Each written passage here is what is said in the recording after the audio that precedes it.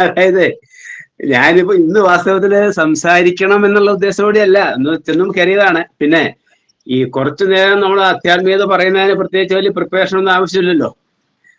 അതുകൊണ്ട് രണ്ടു വാക്ക് പറയാം എന്ന് വിചാരിക്കുക. നമുക്ക് എപ്പോഴും നമുക്ക് എത്ര പറഞ്ഞാലും മതിയാവാത്ത ചില കാര്യങ്ങൾ നമുക്കുണ്ട്. ഹിന്ദു സനാതന ധർമ്മം എന്താണ് എന്ന് അറിയണം. അത് അറിയാത്തതിന്റെ ദോഷം നമുക്കുണ്ട്.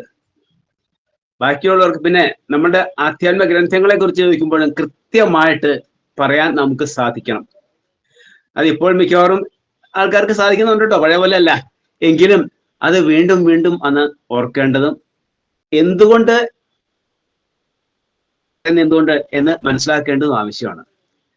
ഇപ്പോൾ നമ്മൾ സനാതന ധർമ്മികൾ എന്ന് പറയപ്പെടുന്നവര് സനാതനന്റെ ധർമ്മം എന്ന് പറയും, സനാതനമായ ധർമ്മം എന്ന് പറയും. സനാതനം എന്ന് വെച്ചാൽ ഇന്നലെ ഉണ്ട്, ഇന്നും ഉണ്ട്, നാളെ ഉണ്ട്. അതിന് നാശമില്ലാത്ത ധർമ്മം. ഒരിക്കലും നാശമില്ല. ജനിച്ചതെല്ലാം എല്ലാവരും മരിക്കും, ഉണ്ടായതെല്ലാം ഇല്ലാതെയാകും, ഉണ്ടാക്കിയതെല്ലാം ഇല്ലാതെയാകും. അപ്പൊ ഇതിൽ രണ്ട് കാര്യമുണ്ട്. നമ്മളൊക്കെ മരിക്കും, പക്ഷേ ജനിച്ച നാം മരണം വരെ സമാധാനമായിട്ട് സന്തോഷമായിട്ട് ജീവിക്കണം. അതിന് ഈ പ്രപഞ്ചത്തിന്റെ പിന്നിൽ ഒരു ശക്തിയുണ്ട് എന്ന് നമ്മൾ വിശ്വസിച്ചേ പറ്റൂ. കാരണം എന്തിന്റെ പിന്നിലും ഒരു നിയാമക ശക്തി ഉണ്ട് എന്നുള്ളത് സമ്മതിച്ചേ പറ്റൂ.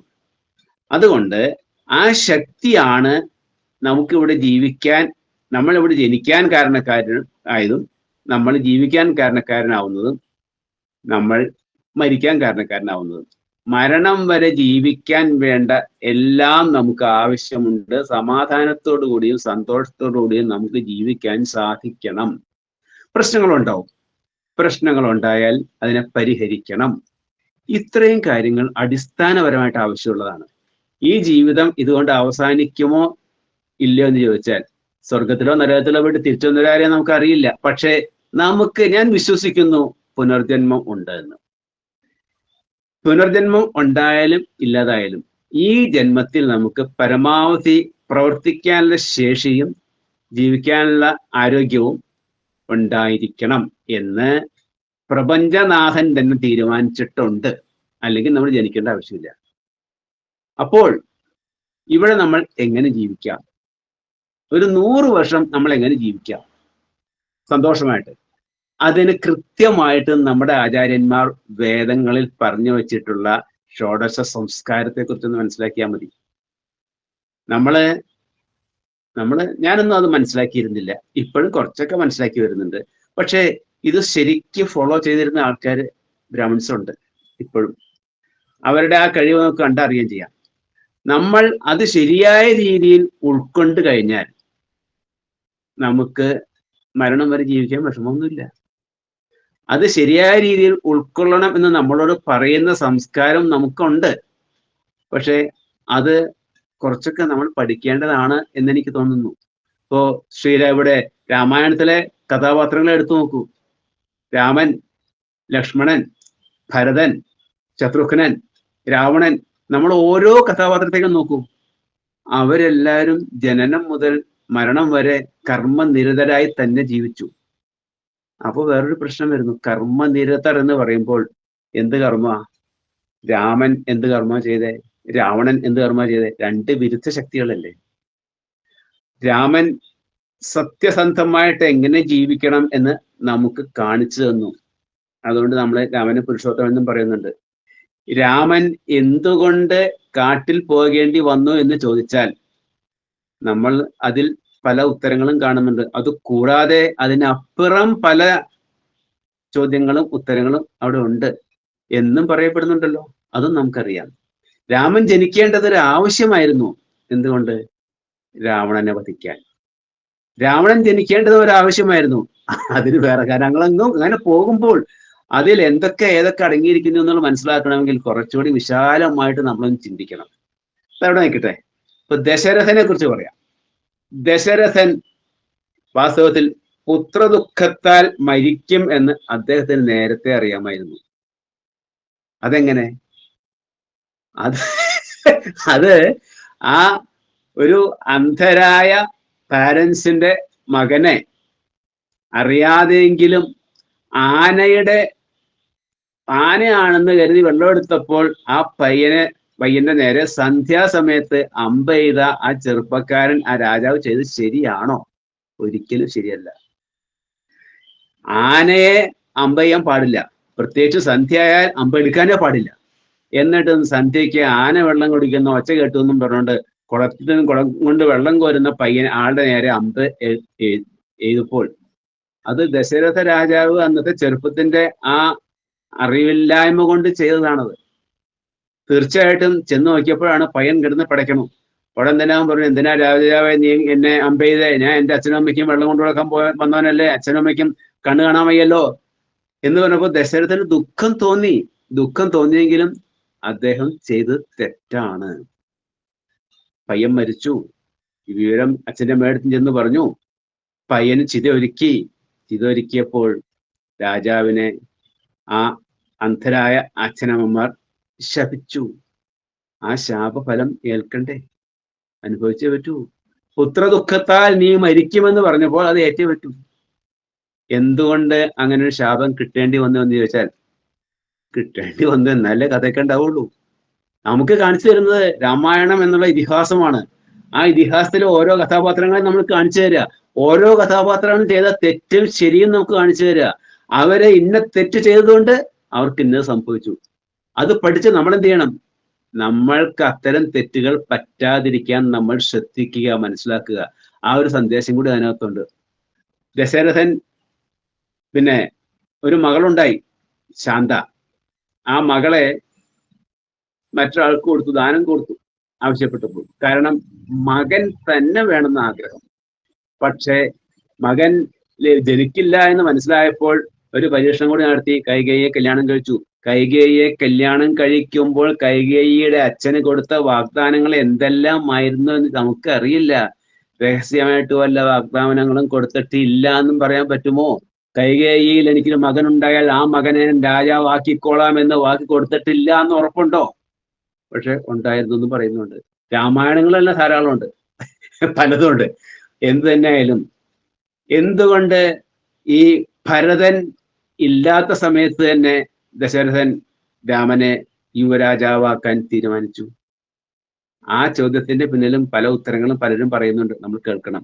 എന്ത് തന്നെയായാലും ദശരഥന് ചില കാര്യങ്ങൾ അദ്ദേഹം ഒളിച്ചു വച്ചിട്ടില്ല എന്ന് പറയാൻ പറ്റില്ല. എന്ത് തന്നെയായാലും അത് വരട്ടെ. ദശരഥന് പുത്രദുഃഖത്താൽ മരിക്കേണ്ടി വരും എന്നുള്ള ശാപം കിട്ടിയപ്പോൾ അദ്ദേഹം സന്തോഷിച്ചു. എനിക്കൊരു പുത്രൻ ഉണ്ടായേക്കുമല്ലോ. പുത്രൻ ഉണ്ടായാലേ പുത്രദുഃഖം കൊണ്ട് മരിക്കാൻ പറ്റുള്ളൂ. ആ ഒരു ആഗ്രഹവും തോന്നലും ഒക്കെ അദ്ദേഹത്തിന് ഉണ്ടായിരുന്നു. അതൊക്കെ സംഭവിച്ചു. അപ്പോൾ അവിടെ ദശരഥനെ നമുക്ക് ആ നിലയ്ക്ക് കുറ്റം പറയാതിരിക്കാൻ പറ്റില്ല. കൈകേയിയെ കുറെയൊക്കെ ന്യായീകരിക്കാതിരിക്കാനും പറ്റില്ല. കൈകേയി അങ്ങനെ ബഹളം കൂട്ടിയതിന്റെ കാരണം കൈകേയിക്ക് ദശരഥന് ഒരു പ്രതീക്ഷ കൊടുത്തിരുന്നു. ആ പ്രതീക്ഷ കൊടുത്തിരുന്നു എന്നുള്ള വിവരം വേണ്ട സമയത്ത് വേണ്ട തരത്തിൽ അത് ഉപയോഗിച്ചു മന്ധര. അത് മന്ധരയുടെ കഴിവ്. അപ്പോൾ ഓരോരുത്തരും അവരവരുടെ കഴിവ് കാണിച്ചു. അതിൻ്റെ കൂടെ അവരുടേതായ സ്വന്തം ആ സ്വാർത്ഥ താല്പര്യങ്ങളും കാണിച്ചു. എല്ലാം കൂടി വന്നപ്പോൾ ദശരഥനും സ്വാർത്ഥത കാണിച്ചിട്ടുണ്ട്, കൈകേയിയും സ്വാർത്ഥത കാണിച്ചിട്ടുണ്ട്, മന്ത്രിയും സ്വാർത്ഥത കാണിച്ചിട്ടുണ്ട്. അതിന്റെ ദോഷം കൈകേയിയും അനുഭവിച്ചു. കൈകേയി ഇങ്ങനെയൊക്കെ മേടിച്ചെങ്കിലും ഇങ്ങനെ കിട്ടിയെങ്കിലും അവർക്കത് സന്തോഷമായിട്ട് ആഘോഷിക്കാൻ പറ്റിയില്ല. ഭരതൻ അത്രമാത്രം ദുഷ്ട എന്നല്ല എന്തെല്ലാം വാക്കുകൾ ഭരതൻ അമ്മോട് പറഞ്ഞു. കാരണം എന്താ? അവിടെ എടുത്ത് കാണിക്കുന്ന ഒരു സത്യമുണ്ട്, സഹോദര സ്നേഹം. ആ സഹോദര സ്നേഹം, മഹത്തരമായ സഹോദര സ്നേഹം രാമായണത്തിൽ നിന്ന് നമ്മൾ പഠിക്കണം. മറ്റേ തെറ്റുകളും കുറ്റങ്ങളും ഒക്കെ വന്നിട്ടുണ്ട്, ശരിയാ. പക്ഷെ സഹോദര സ്നേഹത്തിന്റെ ശക്തി, കുടുംബം വളരണമെന്നുണ്ടെങ്കിൽ, കുടുംബ ബന്ധങ്ങൾ നിലനിൽക്കണമെന്നുണ്ടെങ്കിൽ അച്ഛനമ്മ എന്നുള്ള സ്നേഹത്തെക്കാൾ കൂടുതൽ ആവശ്യമുള്ള സഹോദര സ്നേഹം തന്നെയാണ്. എന്നാലേ തലമുറകൾ നിലനിൽക്കൂ.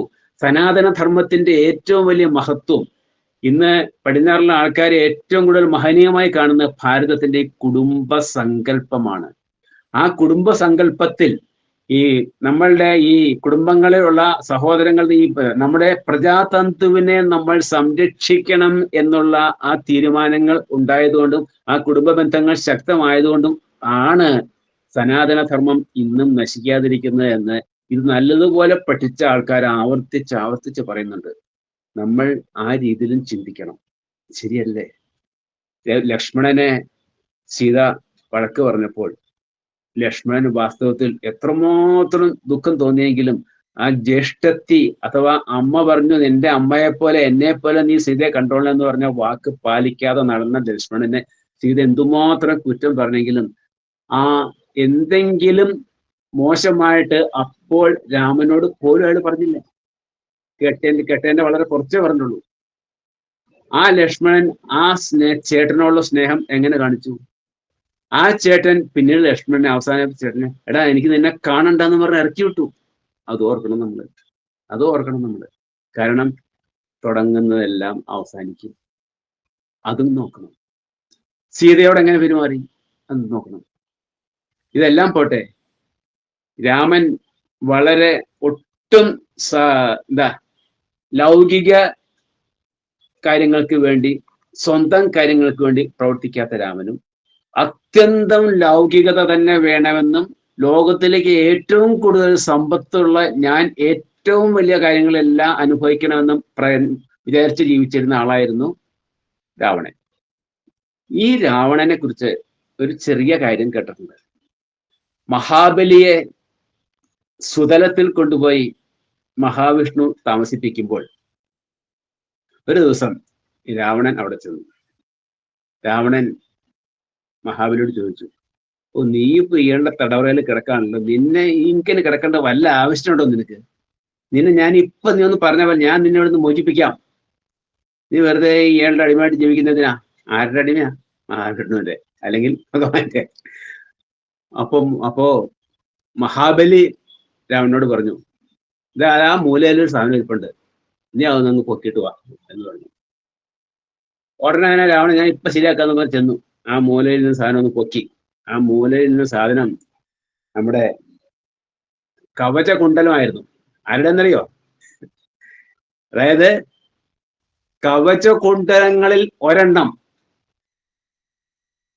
അറിയാൻ പറ്റില്ല, നമുക്ക് എല്ലാവർക്കും സംസാരിക്കാവുന്നതാണ്. ആരുടെ കവചകുണ്ടലം ആർക്കെങ്കിലും അറിയാമോ? ഹിരണ്യകശിപുവിന്റെ കവചകുണ്ടലം. അത് പൊക്കിയപ്പോൾ രാവണൻ അവിടെ വീണു. പൊക്കാൻ പറ്റിയില്ല അയാൾക്ക്. തിരിച്ചു വന്നപ്പോൾ മഹാബലിയുടെ മുമ്പിൽ വന്നപ്പോൾ അയാൾ എളിഭ്യനായി. മഹാബലി ചോദിച്ചു, എന്ത് പറ്റി? അയ്യോ എനിക്ക് പൊക്കാൻ പറ്റിയില്ല. എടാ ആ അതിന്റെ ഉടമസ്ഥനെ വധിച്ച ആളാണ് എൻ്റെ ഇന്നത്തെ ഇവിടുത്തെ ബോഡി ഗാർഡ്, എൻ്റെ സെക്യൂരിറ്റി ഓഫീസർ. ആ ആളിൽ നിന്നും എന്നെ മോചിപ്പിക്കാന്നാണ് നീ പറയണത്. എനിക്കിവിടെ എല്ലാവിധ സുഖ സൗകര്യങ്ങളും ഉണ്ട്. നീ ആരാ എന്നെ മോചിപ്പിക്കാൻ എന്ന് പറഞ്ഞ് രാവണനെ പറഞ്ഞു വിട്ടു. അപ്പോൾ അങ്ങനെയുള്ള ആ രാവണനാണ് ലങ്കയിലെ ഏറ്റവും വലിയ രാജാവായിട്ടും രാമനെ എതിർത്ത് മരിക്കാൻ ആഗ്രഹിക്കുന്നത്. അത് നമുക്കറിയാം. ഇതൊക്കെ നമ്മളൊന്ന് കൂട്ടി വായിക്കണ്ടേ? ഇത് പലതും നമ്മളൊന്ന് കൂട്ടിച്ചേർത്ത് വായിക്കണ്ടേ? ജീവിക്കുക, സത്യസന്ധമായിട്ട് ജീവിച്ചാൽ അതിൻ്റെതായ ഗുണങ്ങളും നന്മകളും നമുക്ക് കിട്ടും. സത്യവിരുദ്ധമായിട്ട് ധർമ്മവിരുദ്ധമായിട്ട് നമ്മൾ ജീവിച്ചാൽ എന്തായാലും അതിൻ്റെ ഫലം നമ്മൾ അനുഭവിക്കേണ്ടി വരും. ദുഷ്കർമ്മം ചെയ്താൽ അതിന്റെ ഫലം അനുഭവിക്കേണ്ടി വരും. അത് ട്രാൻസ്ഫറബിൾ അല്ല. പിന്നെ തെറ്റ് പറ്റിയാൽ, എത്ര തെറ്റ് പറ്റിയാലും നമുക്ക് മാപ്പ് ചോദിക്കാം. മാപ്പ് കിട്ടിയാലും കുറച്ചെങ്കിലും ചെറിയ തോതിലെങ്കിലും ആ ദുഷ്കർമ്മത്തിന്റെ ഫലം അനുഭവിക്കേണ്ടി വരും. പക്ഷേ ആ ഫലം അനുഭവിക്കാനുള്ള ശക്തി കൂടി ഭഗവാൻ തരും. അതാണ് ഭക്തി ഉണ്ടെങ്കിൽ ഉള്ള ഒരു മേന്മ. എത്ര ദുഷ്കർമ്മം ചെയ്താലും അതിന്റെ ഫലം അനുഭവിക്കേണ്ടി വരുമ്പോഴും അതിനെ അനുഭവിക്കാനുള്ള ശക്തി നമുക്ക് അവിടെ നിന്ന് കിട്ടും. അതുകൊണ്ടാണ് ആചാര്യന്മാർ പറയുന്നത് ഏറ്റവും ലളിതം ഭക്തിമാർഗം തന്നെയാണെന്ന്. ഏറ്റവും കൂടുതൽ ഭക്തിമാർഗത്തിൽ എഴുത്തച്ഛൻ എഴുതിയ രാമായണമാണ് നമ്മൾ വായിക്കുന്നത്. അതുകൊണ്ട് ആ ഭക്തിരസപ്രധാനമായിട്ടുള്ള രാമായണം നമ്മളിവിടെ വായിക്കുന്നത് വളരെ നല്ലതാണ്. അതോടൊപ്പം തന്നെ ഈ ഇതിന്റെ വ്യത്യസ്തമായ കഥാപാത്രങ്ങളുടെ ഗുണങ്ങളും ദോഷങ്ങളും കഴിവുകളും മനസ്സിലാക്കി അതിൽ നിന്നും കഴിവുകളെയൊക്കെ സ്വീകരിക്കാനും നമുക്ക് കഴിവുകേടുകൾ ഉണ്ടാകാതിരിക്കാൻ വേണ്ടി ശ്രമിക്കാനും നമ്മുടെ പ്രവൃത്തികളിൽ കൂടി നമുക്ക് ഏറ്റവും കുറവ് ദോഷം ഉണ്ടാകാനും ഏറ്റവും കൂടുതൽ ഈശ്വരന്റെ അനുഗ്രഹം വാങ്ങാനും നമുക്ക് സാധിക്കണം. ആ രീതിയിൽ രാമായണത്തെ പഠിക്കാനും കൂടി നമ്മൾ ശ്രമിച്ചാൽ നല്ലതായിരിക്കും. ഓരോ കഥാപാത്രങ്ങളെ എടുത്ത് നോക്കിയാലും അറിയാം നമുക്ക്. ലക്ഷ്മണനെ കുറിച്ച് നോക്കിയാലും ബാലിയെ കുറിച്ച് നോക്കിയാലും സുഗ്രീവനെ കുറിച്ച് നോക്കിയാലും ഇങ്ങനെയൊക്കെ ഉണ്ട്. എനിക്ക് തോന്നുന്നത് ഈ കഥാപാത്രങ്ങളെ എടുത്ത് ഒന്ന് വിശകലനം ചെയ്ത് ഒന്ന് ചർച്ച ചെയ്ത്, ഇത് ഏകപക്ഷീയമായി ഞാനിപ്പോ പറയുന്ന പോലത്തെ വാക്കായിരിക്കരുത്. നമ്മൾ പരസ്പരം നമ്മളെല്ലാം ഈ വീഡിയോ എല്ലാം തുറന്നിരുന്ന് നമ്മൾ സംസാരിക്കണം. എല്ലാവരും പരസ്പരം കണ്ട് സംസാരിക്കണം, ചർച്ച ചെയ്യണം.